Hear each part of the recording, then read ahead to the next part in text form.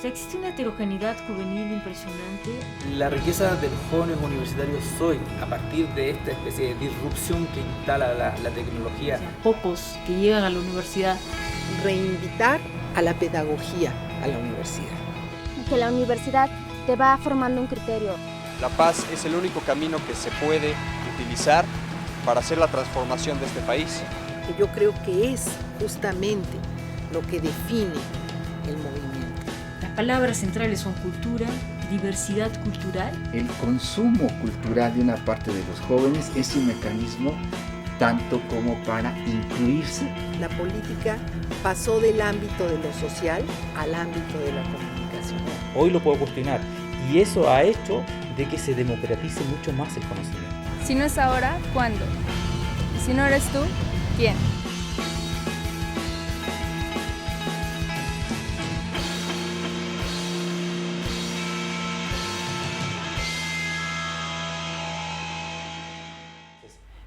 Por un lado tenemos generaciones que cada vez son más excluidas del sistema, pero que necesitan ubicar dónde actuar. Entonces, la manera de actuar ya no es los canales tradicionales, que en realidad los utilizan como sujeto voto, ¿no? Es decir, aparecen en los procesos eleccionales y después son olvidados, y de ahí que son chicos que ocupan la calle, ¿no? Entonces los grafitis, la estética, el discurso, la manera de relacionarse con este poder invisible, inmanente, es de manera cotidiana y de una manera frontal.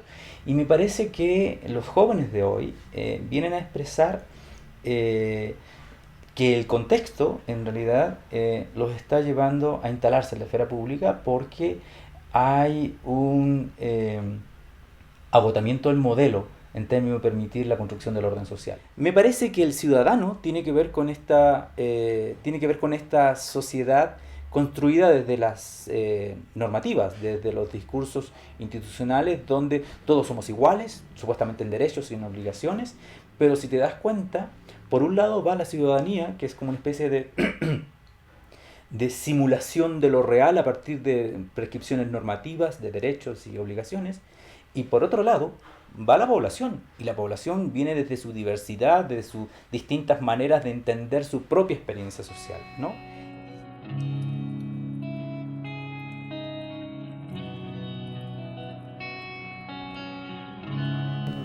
De hecho, la ciudadanía se aprende mucho ejerciendo la ciudadanía en el interior de la familia, que es una constitución de intereses, de poderes, también de fricciones, y yo creo que ahí hay que hacer un trabajo muy fuerte. Entonces yo creo que la familia se tiene que replantear el asunto de que está construyendo y está formando, en este caso diría, ciudadanos jóvenes que puedan tener determinado tipo de cualidades en términos de ir desarrollando una tolerancia a la diferencia cultural de los otros, sentimientos de solidaridad que puedan favorecer también lo que hace pues a mostrarla en situaciones de grupos vulnerables, también todo lo que tiene que ver con el asunto de ir favoreciendo determinado tipo de identidades de los jóvenes y en ese sentido yo creo que la familia tiene que ir acompañando los procesos de formación ciudadana.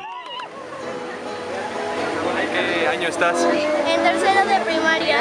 Tercero de primaria. Oye, dime, ¿por qué traes tu pancarta? Porque es el debate y vine con mis abuelos, mi tío y mi mamá para protestar. ¿Tú crees que es importante participar? Sí. Sí, ¿verdad? Para dar tu opinión. Claro, todos tenemos voz, ¿no crees? Sí. La otra institución que me parece que también ha tenido una gran deuda de ciudadanía y de participación es la escuela.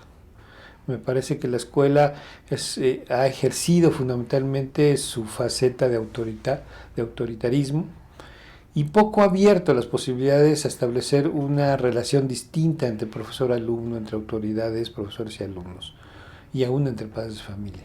Me parece que la escuela se tiene que abrir a otra forma de relación más allá de un salón de clases donde el maestro intenta controlar a sus alumnos y los alumnos intentan descontrolar al espacio. Es una exigencia de la universidad, sobre todo si está en una universidad que está en un país, que está en un espacio, en un territorio que tiene anhelos y compromisos democráticos.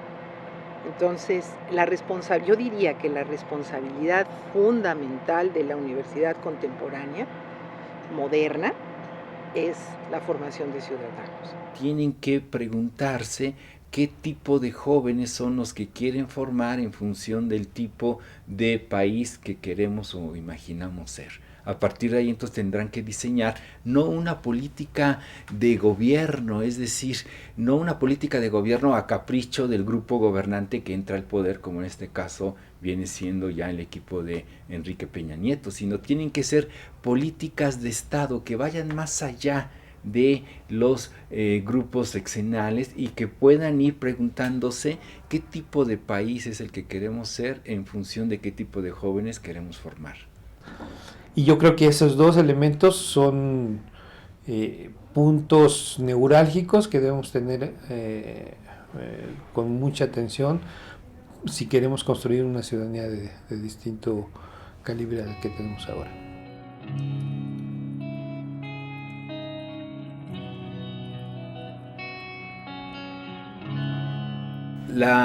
Los jóvenes han tenido y están teniendo nuevas formas de participación social, ¿sí? Y siempre han tenido nuevas formas también de expresión política. Lo que no entienden, ¿no?, las instituciones, como también esa clase política y una parte de los medios, es que ya no se circunscribe lo político a la liga con una ideología dura y fuerte, porque esas ya fueron, esas ya se borraron, esas ya.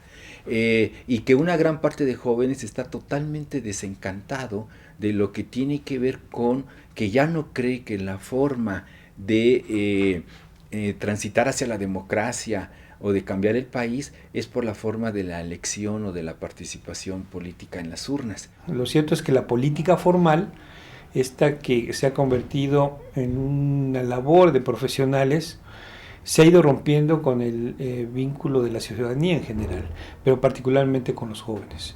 Y me parece que esa es una realidad que no podemos negar. Nuestros políticos no hablan el lenguaje de la ciudadanía, no tienen los intereses de la ciudadanía y no luchan o se preocupan por esos intereses. Hay una serie de intereses partidistas, una serie de intereses de compartimentos de poder que se establecen y que y donde se generan las luchas por este tipo de intereses. Y el resto de la sociedad acaba siendo la mayor parte de las veces una mera espectadora. Y yo creo que uno de los sectores que más se ha separado, distanciado de este tipo de política formal, han sido los jóvenes.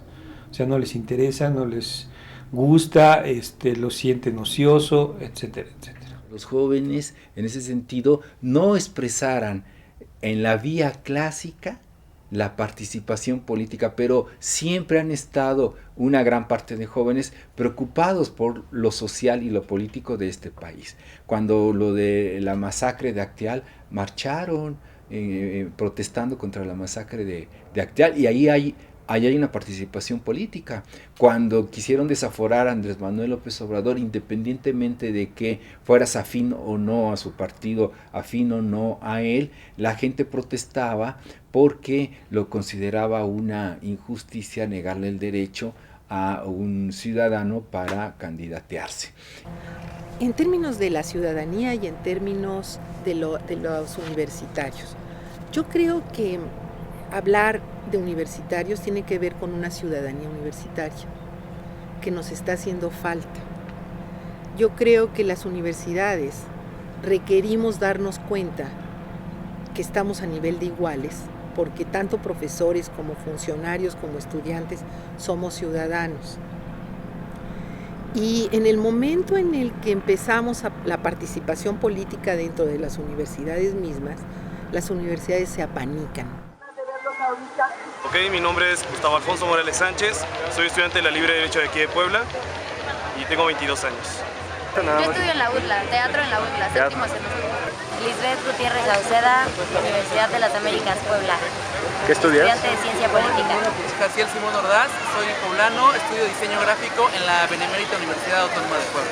Pero si entendemos la política como un tipo de relación con los otros, como un momento donde es necesario sentarse a dialogar, a pensar los problemas comunes y a tratar de resolverlos, yo creo que los jóvenes nunca han sido apolíticos, sino siempre han tenido una serie de intereses que los mueve en círculo cercano, que los mueve por preocupaciones muy concretas, que los organiza en torno a ciertas actividades, ya sea esporádicamente o sistemáticamente, pero sí hay una preocupación, por lo general, sean universitarios o no, por ciertos temas. En este país tenemos un problema serio de participación y un problema serio de representación. Nuestros representantes no nos representan y ellos no saben a quién representan. Y entonces la política pudiera entenderse como esta preocupación que tienen las nuevas generaciones por un mundo que les hemos dejado los adultos bastante complejo. Y eso me parece que es un asunto que deberíamos repensarlo cuando digamos que nuestras generaciones no se mueven, ¿no? Que las nuevas generaciones no se mueven. Y yo creo que eso sucede quizá de una manera distinta a lo que nos tocó a nosotros allá por los años 70, 80, pero hay movimiento. Y quizás cuando hablo actualmente me estoy refiriendo a los últimos 10 años, porque me parece que después de la movilización del 2000, principalmente la UNAM, quedó como en evidencia que las universidades como espacio articulador de demandas o de movimientos juveniles que interpelen a las instituciones políticas disminuyó de manera radical, producto, me parece, que la propia universidad, es decir, el propio debate, la propia manera en que se asumen los jóvenes en la universidad es orientar su energía, su esfuerzo, su realización como sujetos en un espacio no político, sino en un espacio más bien profesional y de mercado. Me parece que las universidades públicas básicamente son las que siempre han apuntado en la cuestión de la sensibilidad social en la formación de sus estudiantes. Me refiero concretamente a la UNAM, que es así como el emblema pues de la universidad pública, no solo en México, sino en América Latina. Dentro de las universidades, digámosle, privadas, quizá la que más destaca justamente es la Ibero.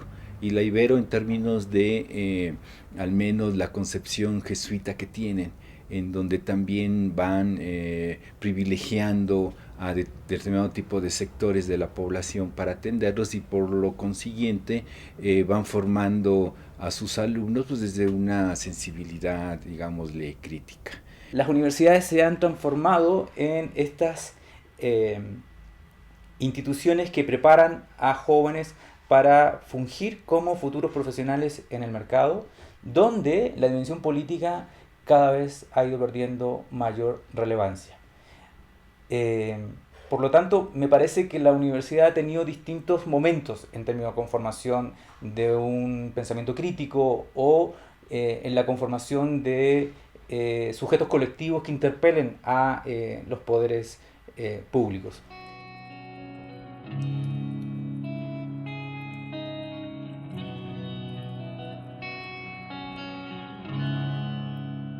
Existía una creciente narrativa institucional de despolitizar al sujeto juvenil. Es decir, como pensar que los jóvenes han abandonado esta apuesta por pensarse en espacios sociales o en países donde la justicia social sea lo que organice el orden, sea lo que organice la práctica política y lo que organice la relación social, ¿no? Esta idea de que este joven que viene como a reivindicar una sociedad más justa se perdió en el tiempo, ¿no? Se nos extravió en la memoria y en ese sentido ya no está presente. Lo que hizo el 132 fue revertir de manera radical esa perspectiva. Entonces, ¿qué es lo que es el joven del 132? Es un joven así, raso, con estudios, con capacidad de decir yo soy y no soy lo que tú crees, y deja de estar hablando por mí. Es realmente una búsqueda de la verdad. Y en este lugar me parece que las instituciones universitarias muy poco han hecho. Me parece que el 132 es una cosa distinta. Pero distinta ¿en qué sentido? De que a diferencia de las movilizaciones previas, universitarias, el 132 no es una movilización sectorial, no es por una demanda de educación, de respetar los derechos de educación pública, gratuita y de calidad, sino que es un movimiento que interpela directamente a los poderes fácticos, en primer lugar, ¿no? Y quizás a algo muy, yo diría, innovador o emergente, que tiene que ver con la articulación de distintos estratos sociales para un mismo reclamo. Es decir, bajar el poder que tienen las televisoras de este país para decidir los destinos de la sociedad. Y lo segundo es eliminar de manera radical la cultura de la corrupción que organiza la política mexicana. Entonces nos estamos dando cuenta que la participación política de los jóvenes ha aparecido en escena pública, yo diría de manera sorprendente, fulminante, transformando absolutamente la manera de percibir lo público. Quizás porque lo público hasta este momento había sido secuestrado por el corporativismo político, es decir, había sido secuestrado por las autoridades, por el gobierno y por los partidos. Y secuestrado en términos que la manera de entrar ahí era con su permiso. Y los jóvenes dijeron, ustedes me disculparán, pero este espacio público también lo conformamos nosotros y también vamos a estar en ese lugar, ¿no?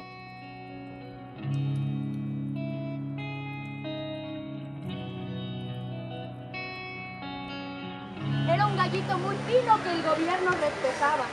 Él con su frente en blanco, Simón Blanco se llamaba. ¡Órale, Simón! ¿Tú quieres? ¡No! ¡Ahuéquele al infierno! ¡Órale! ¡Ay, cago en la muerte! ¡Sí, vámonos! ¡Oh, no me lleven! ¡Al infierno con Petanero! Y me uní al movimiento porque, bueno, yo tengo una convicción política, siempre la he tenido de toda la vida. Yo no le diría que es de izquierda, yo diría que es que en este país las libertades de libre expresión, de libre prensa, están bastante rezagadas y nos toca a nosotros, los ciudadanos, cambiar el ambiente y el clima político y cambiarlo a una realidad. Sí, definitivamente la universidad me ha influido bastante, tanto en el sentido de que pues, estoy en una facultad de ciencias, donde pues, lo que se fomenta es un pensamiento crítico. Y bueno, dado que esa es la tirada, que nosotros seamos personas críticas, que seamos personas analíticas, pues eso mismo no solo es aplicable a la ciencia, que pues, sería la naturaleza, ¿no? Sino en todo, en lo social, en lo político. Pues todo empezó en mayo, después de que los estudiantes en la Iberoamericana hicieron su protesta, rápidamente se armó la segunda marcha, más bien la primera marcha. Ese día, pues al principio pensábamos que éramos pocos, pero el Zócalo, donde estamos ahorita, se fue llenando de gente y rápidamente nos dimos cuenta que esto era muy importante. Después me invitaron a la primera junta y pues desde ahí, la primera junta fue el próximo lunes y desde ahí empezamos a diseñar pues las estrategias que íbamos a seguir. Cuando yo vi que los alumnos de la Ibero ese 11 de mayo pues increparon al entonces candidato a la presidencia Enrique Peña Nieto, pues dije, vaya, o sea, los jóvenes, contrario a lo que muchos pensábamos, realmente se están levantando, o sea, están alzando la voz. Los principios básicos, apartidista, plural y pacífico. Y ese código de ética sigue vigente y en todas las marchas, en todo tipo de movilizaciones, se lee y se refuerza, porque lo más importante de estos tres principios es juntar a la ciudadanía en su conjunto, no segregarla por partido o no ser violentos en la forma en la que nos manifestamos. La paz es el único camino que se puede utilizar para hacer la transformación de este país. Ha habido una mayor participación, en efecto, o sea, ha habido una mayor, incluso se sabe por la estadística que las mujeres están llegando a niveles de educación superior mucho más que los hombres actualmente. Y se me hizo una buena oportunidad de ser parte de un movimiento estudiantil, el más grande de la historia de México. ¿Por qué? Porque comparto los mismos principios que este movimiento. Hay cosas del movimiento 132 que no son tan obvias, pero que vienen de otros movimientos. Podemos partir de, o sea, los movimientos del 68, por supuesto, del 71 y otros, pero hay un gran cambio que no se observa tan seguido: el asunto de la horizontalidad, el asunto de los no líderes, el asunto de las varias caras de hombres, mujeres o de gays dando declaraciones, ¿no? O sea, en donde no hay líderes. Eso está espejeando de manera invertida, diría yo, lo que es la sociedad mexicana adulta, llena de caudillos, llena de pleitesía hacia esos caudillos, hombres en su mayoría, con mujeres adelitas que sacrifican su puesto en la vida pública por los suplentes con los que fueron, ¿no? A veces es una pequeña limitante que tu misma familia es la que te da esa pauta, ¿no? De decir, tú no puedes estar en movimiento por tu seguridad y por lo otro. En mi caso no pasó así. Mi familia me apoya mucho para estar aquí en el movimiento. Y bueno, no queda otra más que apoyar ahorita a los compas que están bajo amenaza, ¿no? Los adultos realmente le partimos la madre a los jóvenes cuando empezamos a poner las teorías del siglo XX, o sea, la manera cómo deben decir y cómo deben hacer y cómo deben ir para que sea un movimiento consolidado en el siglo XXI, ¿no? Entonces no dejamos explorar. Lo mismo de lo que se quejaban los del 68 con respecto al autoritarismo con que se vieron enfrentados y ante el que pidieron libertad, es muy similar, pero 50 años después, medio siglo después, las condiciones totalmente han cambiado, ¿no? O sea, y no solamente han cambiado, sino que responden a nuevos retos. Es como dar un poquito, ¿no? Un granito de ti a una esperanza, porque este movimiento es prácticamente eso, una esperanza a este país para el cambio de todo un sistema, ¿no? Un sistema que está en decadencia. Entonces, esa fue como mi gran razón. Hay una frase que es, si la analizamos bien, es correcta. Si no es hoy, ¿cuándo? Si no soy yo, ¿quién? Y es ahorita ese momento en el que todos podemos participar, todos podemos decirle al gobierno, no te mandas solo, estás para servir al pueblo, ¿no?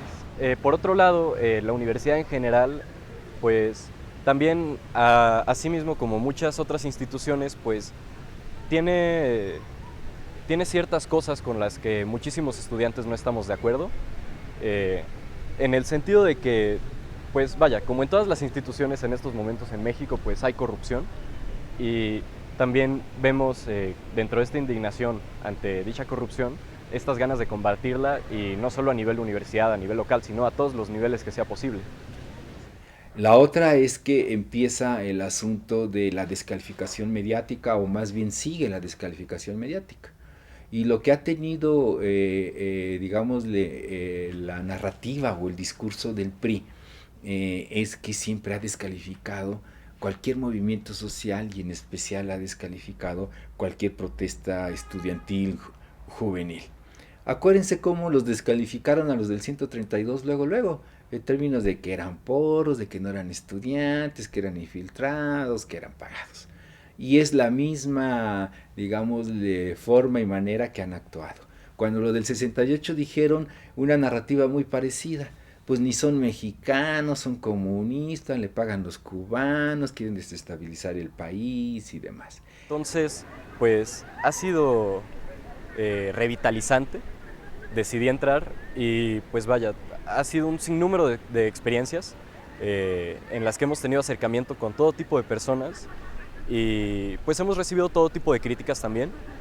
Y bueno, siendo que somos un movimiento plural y un movimiento que está a favor de la verdad, pues creo que no nos queda más que recibir las críticas y pues desechar lo que no nos sirve y aprovechar lo que nos pueda servir para irnos puliendo y para ir mejorando. Entonces estamos en un momento histórico fundamental de coyuntura que nos está permitiendo mostrar a las universidades que lo que hacemos tiene un sentido y que tiene un sentido muy importante. Si no lo hacemos ahora, estamos realmente no respondiendo a lo que nos está pidiendo la historia. Mostrar que la educación tiene sentido. Lo que hace tan vivo al movimiento, lo que me motiva más, es la discusión constante de nuestros objetivos, porque se discuten a diario, y la discusión constante de cómo está el país, cómo está el estado y cómo está la ciudad, y también la valoración de cómo estamos nosotros. Siento que este movimiento me ha ayudado a ver, ya no digamos otras realidades, a otros compañeros universitarios. Ha servido para amalgamarnos todos en una figura que es los estudiantes, no los estudiantes de la universidad privada o pública, sino los estudiantes por sí mismos. Es una juventud que toda ella, desde el pobre hasta el más elitista del que podamos hablar, está enfrentando una condición juvenil de ya basta. Y yo creo que la diferencia entre los movimientos que se están dando en el Cono Sur o en Grecia y demás, en donde la especificidad por la educación, por algo muy específico de los universitarios, es lo que se está luchando, aquí se está luchando un ya basta del ser mexicano. Es un asunto que tiene que ver con una posición histórica de los jóvenes que me parece importantísima. Yo les agradezco a los jóvenes el que lo estén haciendo. El movimiento ha logrado esta participación de gente, de niños, de mamás, de jóvenes, de mucha gente que se quiere involucrar en un país mejor, en una ciudad mejor, incluso viendo lo local. Gente que vino estuvo siempre con un espíritu interesado por la información y por la convivencia, escuchábamos unos a los otros y creo que se logró lo que se buscaba, que era el estar informados y que esto fuera pacífico. Entonces creo que fue un evento exitoso. Soy 132 porque creo en una transformación de mi país, porque creo que como jóvenes somos la fuerza y podemos hacer el cambio nosotros. El movimiento en sí no creo que va a ser muy diferente a lo que hemos tenido como movimientos. Querría que lo fuera, pero tendría que ser algo, que pasara algo muy, muy, muy diferente para que lo fuera. Pero sí pienso que va a generar nuevos movimientos y que sobre todo está dando ya una esperanza en la juventud y sobre todo una forma de exigencia hacia los jóvenes. Ha habido fraude tras fraude tras fraude. Basta, ya basta. Los jóvenes estamos hartos, estamos decididos a cambiar el país. Si estos señores que tienen el poder no lo cambian, nosotros los jóvenes desde la calle, desde estos movimientos, cambiaremos al país.